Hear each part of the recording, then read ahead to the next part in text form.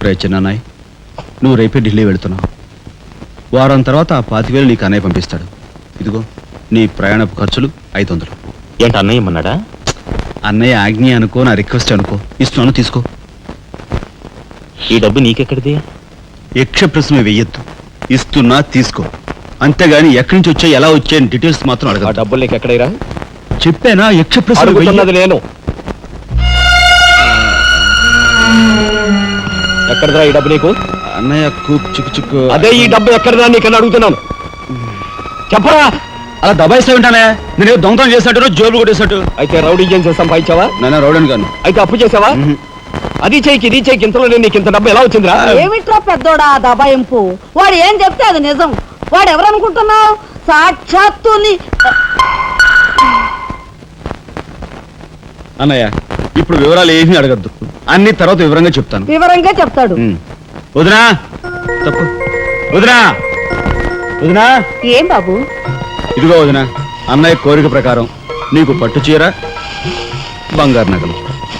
బంగారు నగలు? బంగారు నగలంటే బంగారు లాంటి గిల్ట్ నగలు. అయితే రాత్రి మేము మాట్లాడుకున్న మాటలు. అన్నయ్య, ఇప్పుడు వివరాలు అడగద్దు, అన్ని తర్వాత వివరంగా చెప్తాను అన్నానా? ఇప్పుడు వివరాలు ఏం అడగద్దు, తర్వాత అన్ని వివరంగా చెప్తాను అన్నాడా? ఆ వివరాలు నేను చెప్తాను. అమ్మని, ఇది ఇంటి దాకా వస్తుందని తెలిస్తే అక్కడే నరికి పాతేసేవాడిని. ఎవరమ్మా నువ్వు? సామాన్తో పాటు దిగిపోయావు.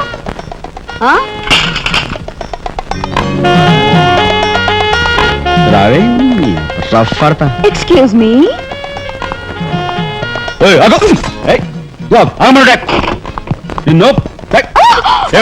ఏమిటి దౌర్జన్యం? ఇంట్లో వచ్చింది కాకుండా గది గది వెళ్తున్నావా? నా శీలం ఏ గదిలో భద్రంగా ఉంటుందో చూసుకుంటున్నాను.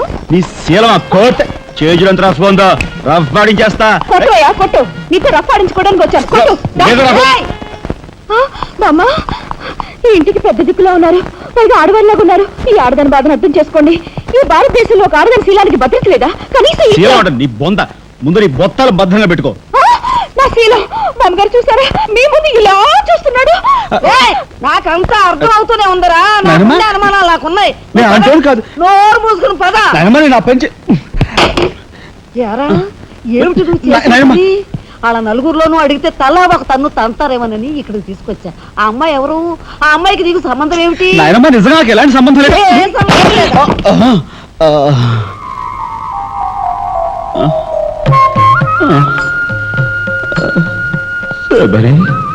ఏం జరిగింది? అయ్యో దేవుడు, నువ్వు వచ్చావా? అవును శబరి, నా శబరి ఆవేశం చూసి ఏం జరిగి ఉంటుందా అని వచ్చాను. ఏం జరిగింది? ఇంకా ఆవేశం ఏమిటయ్యా? నీ అంశతో పుట్టిన నీ మనవడు ఏం చేశాడో చూడు. ఆ అమ్మాయిని ఎవరినో తీసుకొచ్చాడు. ఏనాడైనా మన ఇంటా అంటా ఉందా? శబరి, నువ్వు అనుకున్నట్టుగా చిన్నవాడు అలాంటి వాడు కాదే. నువ్వు అనవసరంగా ఆవేశపడలేవయ్యా అని సమర్థిస్తున్నావు. ఆ పిల్లవో నా శీలమో నేను రోడ్డును పడ్డా అని అంటుంది. ఇప్పుడు ఏ ఆధారం లేని ఆ పిల్లని మన ఇంట్లో పెట్టుకోవాలా అక్కర్లేదా? చూడు శబరి, నువ్వు కొంచెం చూసి చూసినట్టు.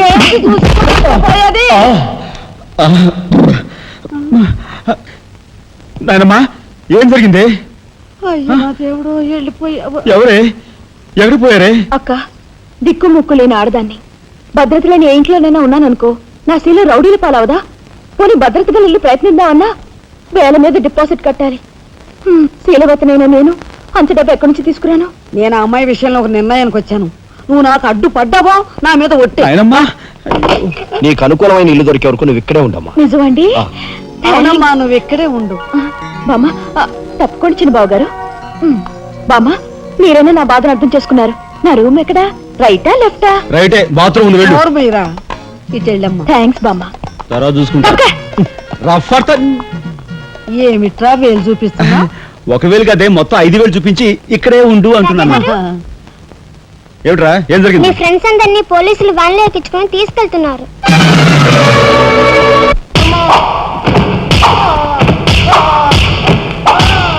కార్మిక నాయకుడిని చంపింది మీరే, ఒప్పుకుంటారా లేదా?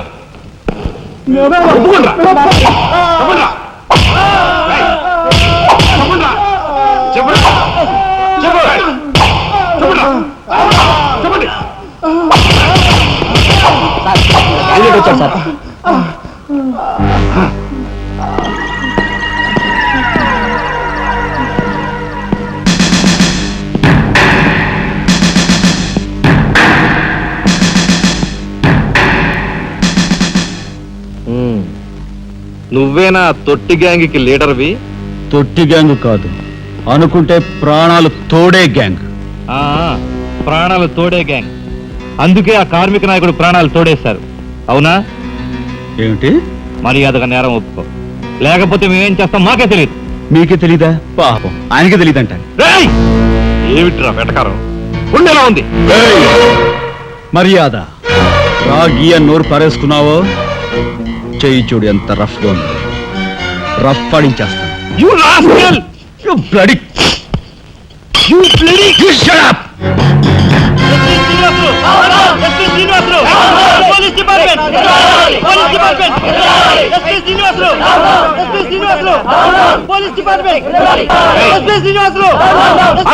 సార్ ఆగాలి. కార్మిక నాయకుడిని చంపింది ఏకాంబరమేనని నేను జర్నలిస్ట్ గా పేపర్ లో రాశాను కూడా. ఆ విషయం ఊరందరికీ తెలుసు. అయినా మీరు ఎందుకు యాక్షన్ తీసుకోండి? ఏమంటా కబుర్లు చెప్తున్నావు? కబుర్లు కాదు, జనం దగ్గర ఉన్నవి కంకర్రాళ్ళు.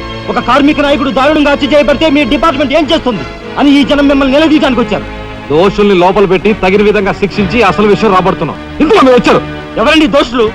నిరుద్యోగులైన ఆ యువకులు మీ పోలీసు వాళ్ళకి దోషుల్లా కనిపిస్తున్నారా? నిజమైన దోషులు ఎవరో నేను చెప్తాను. నా దగ్గర కొన్ని ఆధారాలు ఉన్నాయి. మీకు చావుంటే చేయగల దమ్ముంటే వాళ్ళని పట్టుకోండి. అంతేకాని అమాయకులు నిర్బంధించి రాక్షసంగా ప్రవర్తిస్తే మా పత్రికా లోకం చూస్తూ ఊరుకోదు. నిజాన్ని నిర్భయంగా రాసి దేశానికి సార్ చెప్తుంది.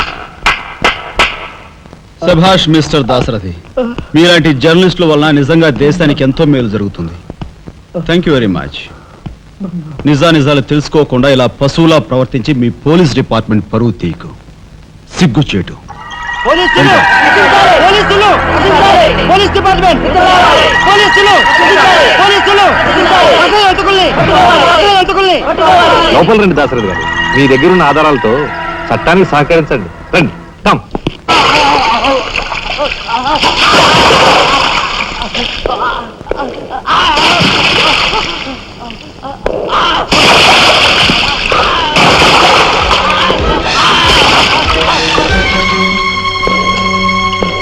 ఏమయ్యా జర్నలిస్టు, నాలాంటి వాడితోనూ ఎస్పీతోనూ తగువ పెట్టుకుని ఎందుకయ్యా చావు కొని తెచ్చుకున్నావు?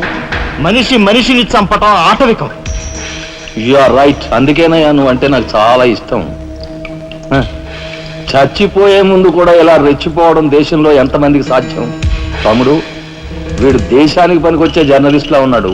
వదిలిపెట్టేద్దామా? ఊరుకోనయ్యా, మనల్ని ఎండగట్టి వాడి పేపర్ సర్క్యులేషన్ 3,000 నుంచి 30,000 పెంచుకున్నాడు. చాలా.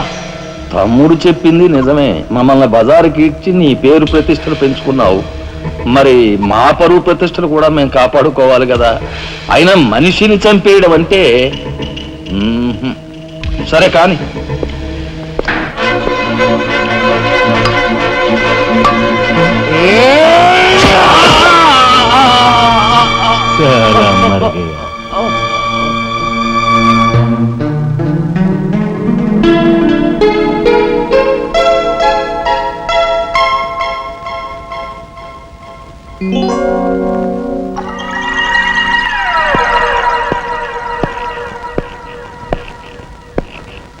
స్టీల్లోంచి ఇత్తడిలోంచి వెండి పళ్ళెం బాగానే కొడుతున్నారు. ఛాన్స్. బంగారు పళ్ళెం గుద్దే ఛాన్స్ కూడా నాకు వస్తుంది.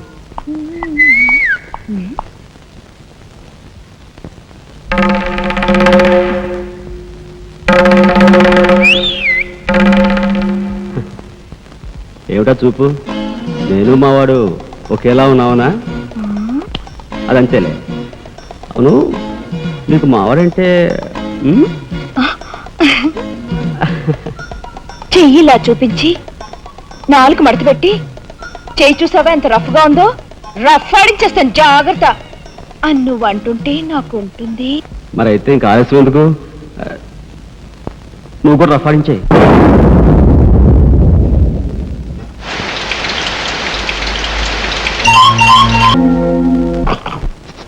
మా ఇంటి ఆడొస్తుంది.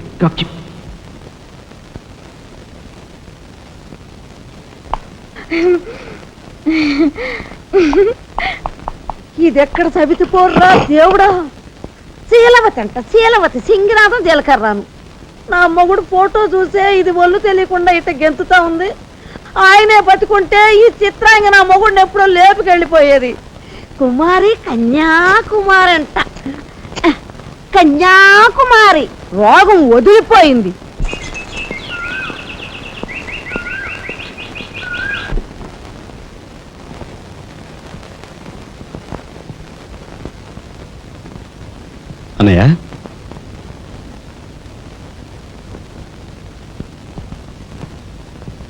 వదినా ఏం జరిగింది మాట్లాడరే.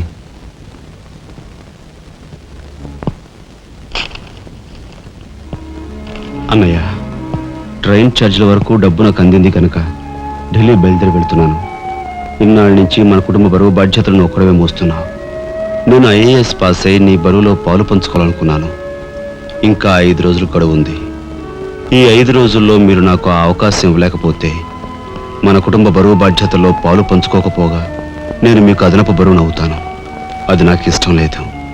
ఆ పరిస్థితే ఎదురైతే నా బరువుని ఈ లోకం నుంచి శాశ్వతంగా ఇస్తా వయసే ఎలాగైనా సరే పెద్ద మనసు చేసుకుని ఆపదను మీరే గట్టెక్కించాలి. మీ మేలు ఈ జన్మలో మర్చిపోలేదు. అది సరేనయ్యా, మీది తమ్ముడు కరెక్ట్ చదువు పూర్తి అవ్వాలంటే నీకు 25,000 కావాలి. కానీ ఏం చూసి ఇమ్మంటావు? ఉన్న ఇల్లు కాస్త తనక పెట్టావు. ఇప్పుడేం తనక పెడతావు? కాబోయే మీ తమ్ముడు కలెక్టర్గిరి తనక పెడతావా?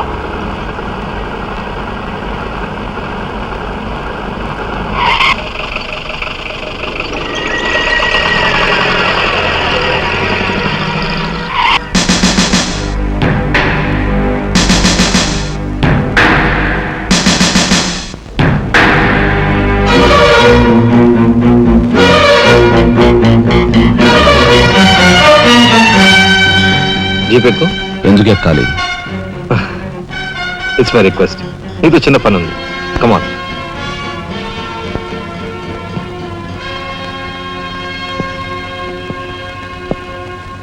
మీరు ఆడుకునే ఈ స్థలానికి నన్ను ఎందుకు రమ్మన్నట్టు?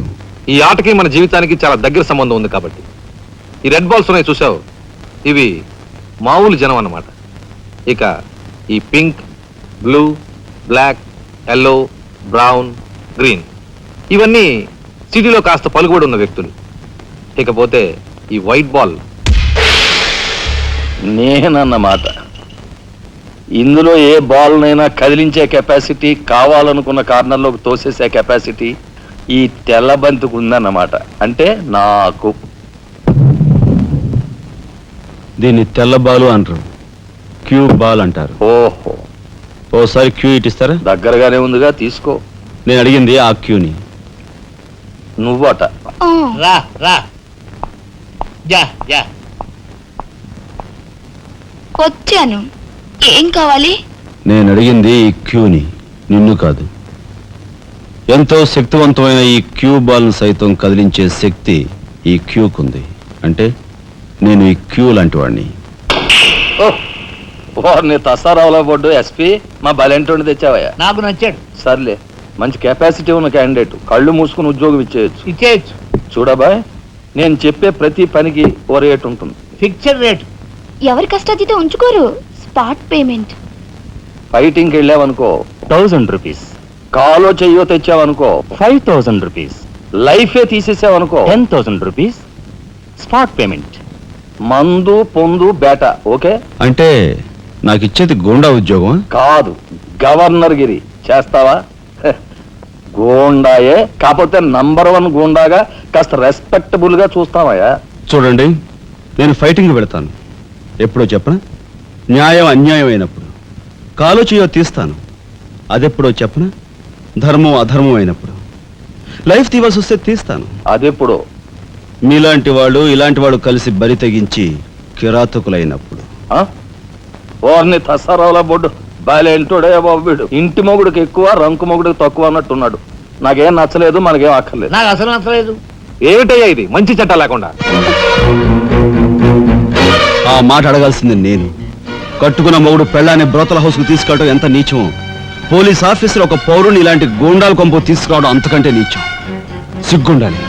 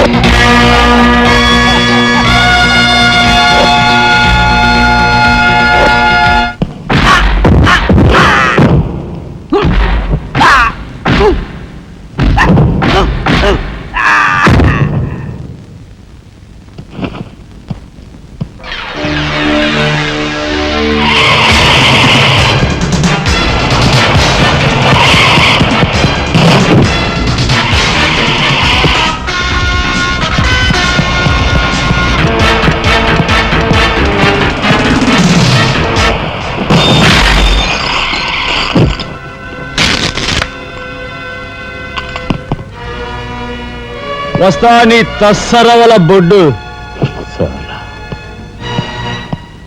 అన్నయ్య ఇక లాభం లేదు. పండేసేనా? చెయ్యి తెగిందని కత్తి పారేసుకుంటామా కనకాంబరం? వాడి కెపాసిటీ ఏమిటో కళ్ళారా చూశాం గనక వాడిని బ్రతిమాలో బామాలో బెల్లించో నెమ్మదిగా మన అండర్లోకి తెచ్చుకోవాలి, అంతేగాని ఖర్చు పెట్టేయకూడదు. నిజమే, అలాంటి కెపాసిటీ ఉన్నవాడిని ముసలి వాళ్ళైతే పెంచుకోవాలి, పడుచు వాళ్ళైతే ఉంచుకోవాలి. ఓసిని తస్సరవల లడ్డు మరి పెద్ద పెద్ద డైలాగులు చెప్పేస్తున్నావు. ఇంతకీ నీ కెపాసిటీ యాస్ట్రోకి ఎక్కువ, డస్ట్బిన్కి తక్కువ.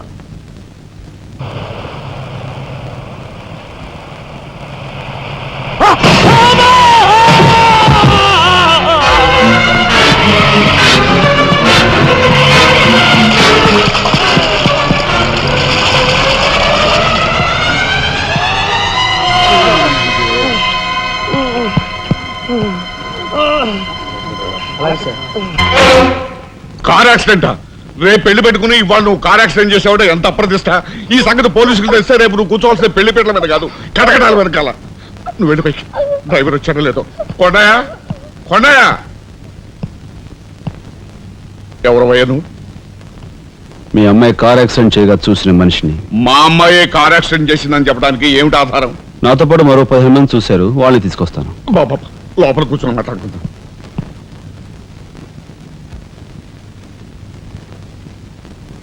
బాబు, రేపే మా అమ్మాయి పెళ్లి. ఈ సంగతి నలుగురికి తెలిస్తే దాని పెళ్లి అయిపోయి మా ఇంటి పరువు పోవడమే కాకుండా బంగారం లాంటి దాని భవిష్యత్తు నాశనం అయిపోతుంది. అందుకని అందుకని ఈ కేసు నెత్తి మీద వేసుకునే మనిషి ఎవరైనా దొరుకుతాడేమోనని. దొరికితే చెయ్యన్న వాడిని ఎత్తినేసి వాడికి అన్యాయం చేద్దామనా? అన్యాయం చేయను బాబు, వాళ్ళు ఎంత అడిగినా ఇస్తాను. అంతేకాకుండా దెబ్బ తగిలే హాస్పిటల్లో ఉన్న పేషెంట్కి అయ్యే ఖర్చంతా నేను భరిస్తాను. నిర్లక్ష్యంగా కారు నడిపి ఓ మనిషి అవిటివాడైపోవటానికి కారకుడయ్యాడు కనుక కోణిదెల రాజారాం అనే ఈ ముద్దాయికి ఐపీసీ సెక్షన్ 348 క్రింద 6 నెలలు కఠిన కారాగార శిక్ష విధించటమైనది. సూపరింటెండెంట్ గారు పిలుస్తున్నారు.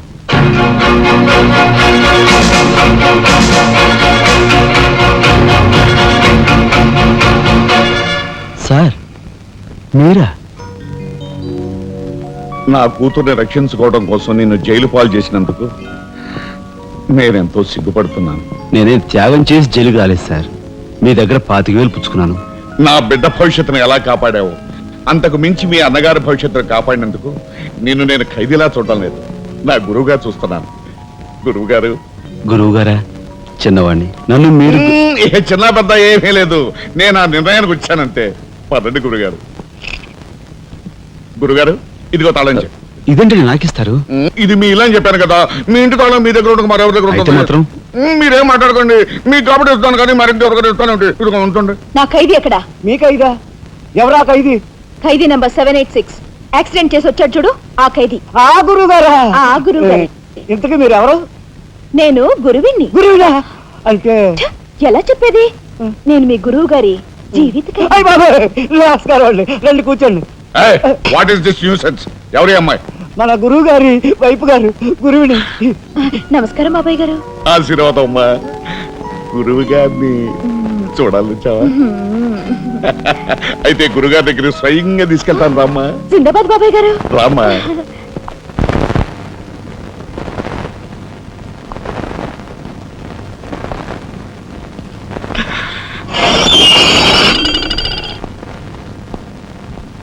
ఆహా, సీతాకోక చిలుకల్లాగా చిలకా గోరింకల్లాగా ఎలా బిలమిలా మిరిసిపోతున్నారు.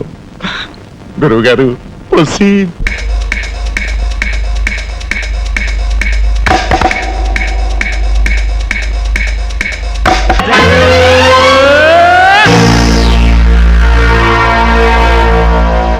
ఏమి నువ్వు చేస్తున్న పని? సిగ్గులేదు? ఎవరైనా చూసి ఏమనుకుంటారు? అసలు ఎందుకు వచ్చావు? నిన్ను ఇల్లు ఖాళీ చేయించిన పాపానికి జీవితాంతం నన్ను ఇలా చిత్రవధ చేయడమే కార్యక్రమంగా పెట్టావా? వెళ్ళు. గురుగారు, గురుగారు, ఏమిటండి ఇదంతాను? ఈ అమాయకురాల మీద ఇలా కేకలుస్తున్నారు ఏమిటండి? ఎవరు అమాయకురాలు? మీ భార్య గారండి. తానా? నా భార్య? మీకు మతిపోయిందా? చూడండి బాబాయ్ గారు, భారతదేశంలో భారతీయులు ఎక్కడైనా పరాయి మగాండు పట్టుకుని నా మొగుడు నా మొగుడు అంటుందా? తండ్రి లాంటి వారు మీ కూతుర్ని మీరనే న్యాయం చెప్పండి. అలాగేనమ్మా. ఆల్ రైట్, నేను తాళి కట్టిన ఇల్లాలే అయితే ఆ. నేను కట్టిన తాళేది నల్లపూసలేవి కాలికి మెట్లేవి చూపించమనండి కమాన్ కరెక్ట్ చూడమ్మా ఒక్కసారి ఆయన అడిగినవన్నీ చూపించేసి నీ పాతివృత్యాన్ని నిరూపించమ్మా. బాబాయ్ గారు పొద్దున బాత్రూమ్ స్నానం చేసినప్పుడు అవన్నీ మర్చిపోయి మర్చి నీ బొంద మర్చిపోయావు. ఇదిగో చూడండి, మీ మీద ఒట్టేసి చెప్తాను, ఇది ఒట్టి దొంగ సరుకు. ఇక మీద ఈ జైలుకి నన్ను కలుసుకోవడానికి రకరకాల వేషాలతో రకరకాల భాషతో వస్తుంది. వచ్చి ఏడ్చి గీ పెట్టా సరే మీరు దాన్ని అలో చేయొద్దు. సత్యనారాయణ That's వచ్చేసి right. మీ కూతుర్ని ఇక నన్ను సెంటిమెంట్ లో కొట్టాలని ప్రయత్నించుకో. లాఠీ చార్జ్ చేస్తాను, బాబాయ్ గారు, లేదంటే బాష్పాయి వదులుతాను. బాబాయ్ గారు, ఇక లాఠీ చార్జ్ చేస్తాను అంతే. అయ్యో. పద. ఇక శ్రీరామ. మాట్లాడుకున్నా పద.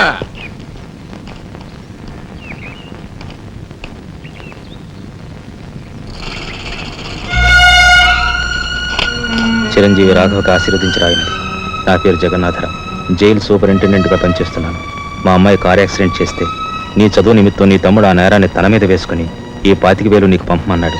ఈ విషయం ఎవరికీ తెలియజేయొద్దన్నాడు.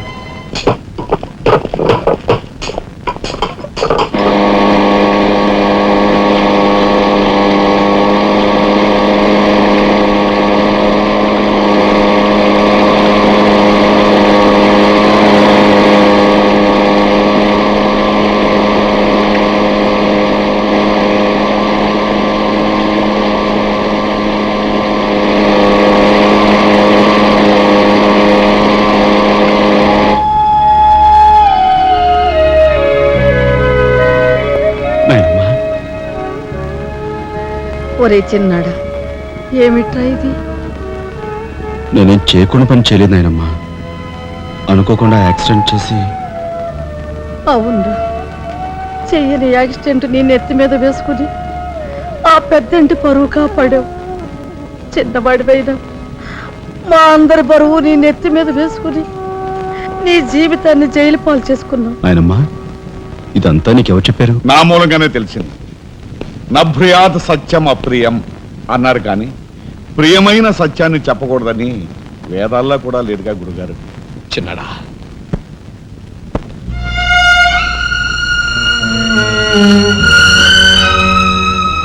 తమ్ముడు, అందరికంటే చిన్నవాడువైనా ఎంతగా ఎదిగిపోయావురా. బాబాయ్ ఎలా ఉన్నారమ్మా? నువ్వా? గట్టిగా రోబకయ్య, నిన్ను చూడాలనిపించి మనసుండి బట్టలేక వచ్చేసాను. పెద్ద బాబాయ్కి తెలిస్తే మెడపెట్టుకుని బయటకు గెంటేస్తాడు. నిన్ను చూస్తే చాలా ముద్దొస్తుంది. పళ్ళు పని ముద్దిచ్చి గట్టిగా పట్టుకో. ఇంకా దగ్గరికి లాగు. నేను కాదు, వాళ్ళ అక్కని. పైకి లే. పద. బాబు, ఆ అమ్మాయి ఎవరో కాదు బాబు, మా అమ్మాయి. వస్తాంరా చిన్నాడా, జాగ్రత్త. బాబు పోలీస్ అబ్బాయి, ఆ. మా వాడిని కాస్త జాగ్రత్తగా చూసుకో. అలాగేనమ్మా. వస్తానురా. వస్తాం బాబాయ్. ఓకే ఆ, వస్తానండి. అలాగే వస్తాం బాబు. ఉంటా వదినా.